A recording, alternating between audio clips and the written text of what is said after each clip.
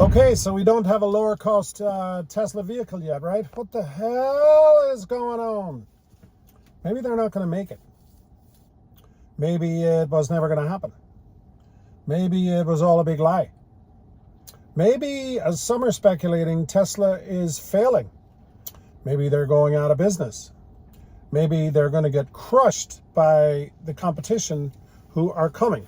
You know, this is the same competition who have been coming for, you like my hat? Cybercab, baby.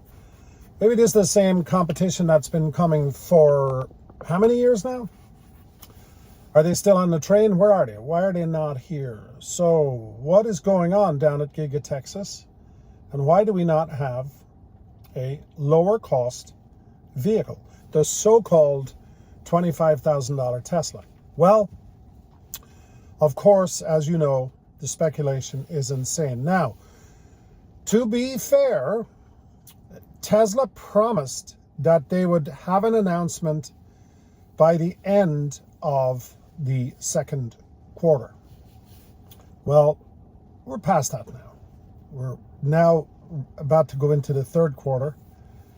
And a lot of changes have happened this year that were frankly unexpected. And the best speculation I have to date is from somebody called Tesla Boomer Mama. She is a Tesla investment advocate, and believe me when I tell you, she is most definitely our mama when it comes to investing in Tesla. There's very little she doesn't know. There's very little she doesn't dig into. She has extreme knowledge about the company. I don't believe she has any insider information, but she's extremely smart. We all know women are extremely smart. No argument there. She is definitely one of them. And by the way, shout out to her husband, Tesla Boomer Papa, who just, I believe, hit 20,000 subscribers on, 20,000 followers, legitimate followers on X. So shout out to him. He's a really cool dude. These are great people. The Tesla community is a great community, first of all. So Joe Tegmeyer has been obviously diligently covering Tesla. And if you're not familiar with Joe's channel, I highly, highly recommend you follow it.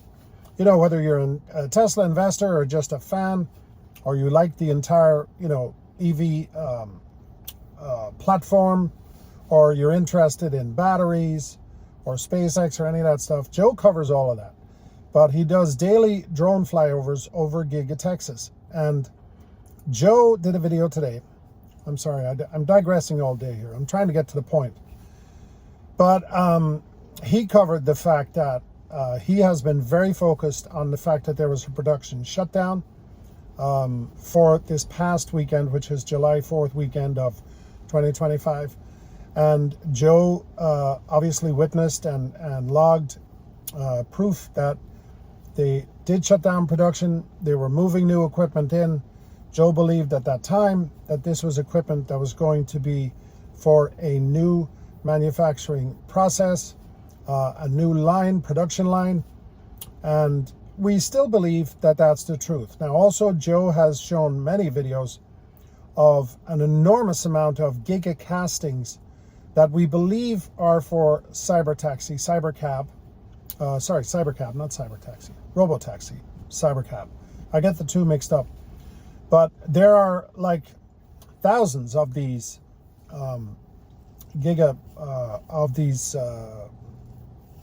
parts, if you will, giga castings for the Cybercab, we believe. Now that tells us that they're getting ready at least, or preparing for production. Now I want to hit on that for just a second before I go farther.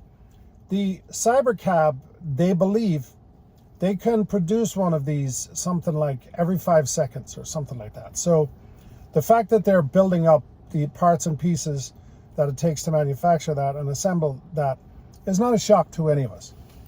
Some people are speculating that there's thousands of these laying around because they're not going to make it and they're just junk and they made them, they're not planning anything. Well, we disagree with that. We believe that that is going to ramp up, hopefully by the end of the year. But here's the thing. Let's get back to the low-cost vehicle. Now, we believe that they are going to produce one. We believe that it could be sub 30,000, maybe 25,000. We also realize that it is going to be built on the same platform, and it may actually look just like a Model Y or a Model 3 or whatever it is. You know, the Teslas all kind of look a little bit the same, just like Chevys and Fords and Toyotas. They all, you know, you can look at cars sometime and say, well, that's a Toyota, or that's a Chevy, or that's a Ford. And we believe that the next car that Tesla make is going to be just like that. It's going to look just like it. It may even be on the same chassis, the same frame, the same battery pack system, maybe a different battery, maybe a different range, maybe many different things, but it will be built, we believe, to look very much like Teslas that are currently on the road. Now, as you all know, and this is the most important part to this video, as you all know, the EV tax credit, the federal tax credit of $7,500 is going away. It is ending the end of September. So if you're going to purchase a Model Y, and they are saying that Model Ys are in very, very high demand, very high demand. They're saying that that ends September 30th. Tesla are requiring that you receive delivery of your Model Y by the end of September in order for you to qualify. That does not translate to you can order one at the end of September. You must have taken delivery by that time. Now, in the unlikely event that something changes with that, you know, obviously everything changes. But I don't believe that's going to change. This is all part of the BBB, the big BS bill, I call it now because it's a disaster. But that EV tax credit is definitely going away. Now, we're going to have high demand for Model Y. We're going to have what's called pull-through because of that demand. So people know that the incentives are going away. They know that there's not going to be an EV tax credit after September 30th. And they're going to be buying these things like crazy. They're going to be buying other brands of vehicles too that still come under the $7,500 tax credit. But there is going to be pull-through. So the third quarter is going to be an enormous quarter for Tesla. Now, what do you not want to do during that process? Well, you don't want to shoot yourself in the foot.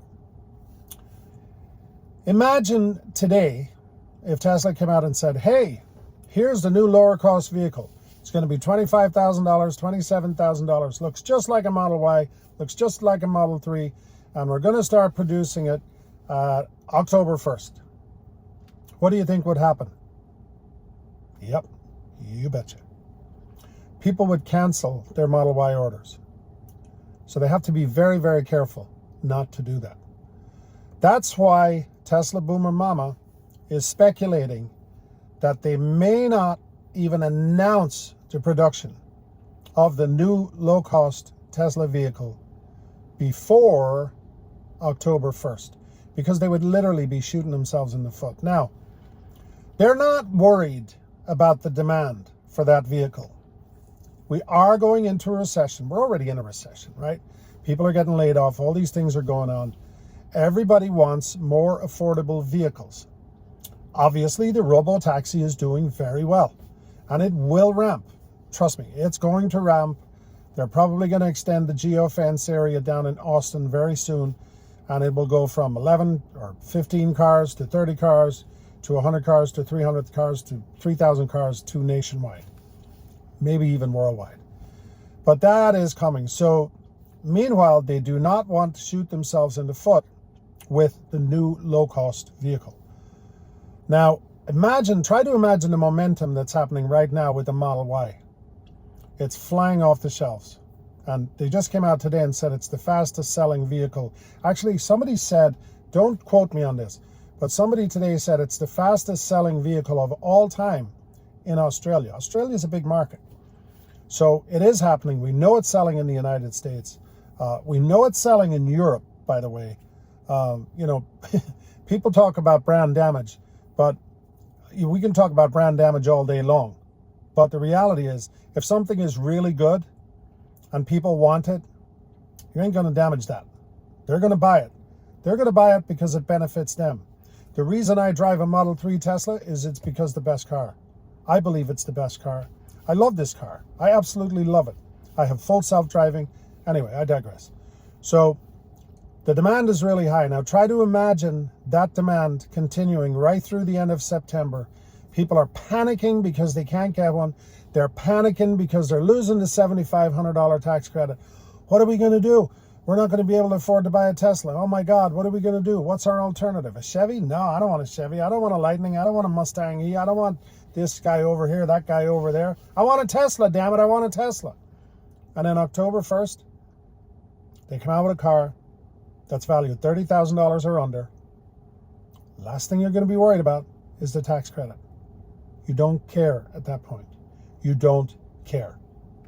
And by the way, will demand continue for the Model Y? Of course it will. Because there are always buyers for quality products. There are always people who can afford to buy what they want to buy. Don't kid yourself. There's a reason you have $300,000 homes and $10 million homes. Because there's always a customer for everything. It doesn't matter what it is. So, but the people, the average American, the average human being around the planet, especially in mostly developed countries, they're going to want this low-cost vehicle. Now, having the momentum of the Model Y, coming out of that momentum and shooting straight into a lower-cost vehicle, that momentum is not stopping. So the third and fourth quarters could be rock star quarters for Tesla. And right when all that is happening, most of us firmly believe that it's in that moment that they will begin production of the Cybercab. People are speculating that the low-cost vehicle will be a Cybercab with a steering wheel. I don't think so. I mean, anything is possible.